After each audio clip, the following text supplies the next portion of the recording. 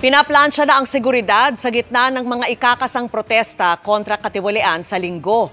Bukod sa libo-libong pulis, may mga itatalaga ring prosecutors sa iba't ibang lugar kung magkagulo. Nakatutok si Sandra Aguinaldo.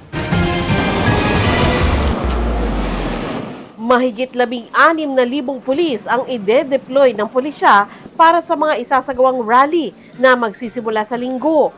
Sa taya ng PNP, nasa 300,000 tao ang inaasahang magtitipon sa People Power Monument at EDSA Shrine para sa rally na inorganisa ng grupong United People's Initiative. 100,000 naman ang tinataya ng PNP sa Quirino Grandstand, kung saan magtitipon-tipon ang mga kaanib ng Iglesia ni Cristo. Ang DOJ magtatalaga ng mga prosecutors sa iba't ibang lugar, partikular sa Maynila at Quezon City, sakaling magkaroon ulit ng mga gulo gaya noong September 21 rally.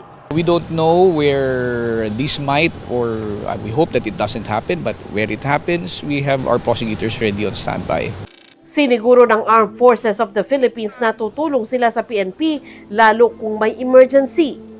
Si DILG Secretary John Vic Remulla, nagbabalang ang lahat ng nagbabalak manggulo haharap sa batas. Sabay paalala sa mga magulang na paalalahanan ang mga anak na huwag sumama sa kung ano-anong grupo.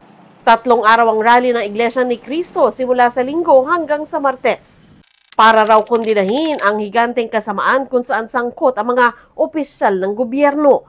Nanawagan din sila sa gobyerno na panagutin ang mga may sala at maibalik ang mga ninakaw na pondo ng pamahalaan.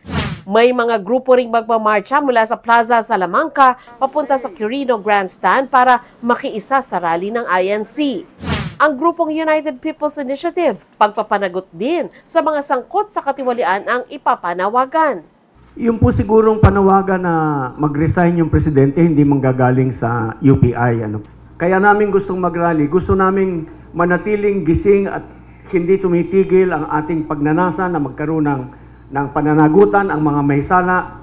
Ayon sa Manila Public Information Office, may mga isasarang kalsada sa Maynila sa paligid ng Luneta Park. Chino Roses Bridge, Liwasang Bonifacio, at Ayala Bridge. Pinapayuhan ng mga motorista na dumaan muna sa mga alternatibong ruta. Makikisa ang PDP laban sa mga rally. We are mere participants. No? We're not the organizers of this, but we're organizing our party to take part. So kami po, ang balak ng PDP ay pumunta doon, mag-attend, makisama, makiisa. Para sa GMA Integrated News, Sandra Aguinaldo, Nakatutok, 24 Oras.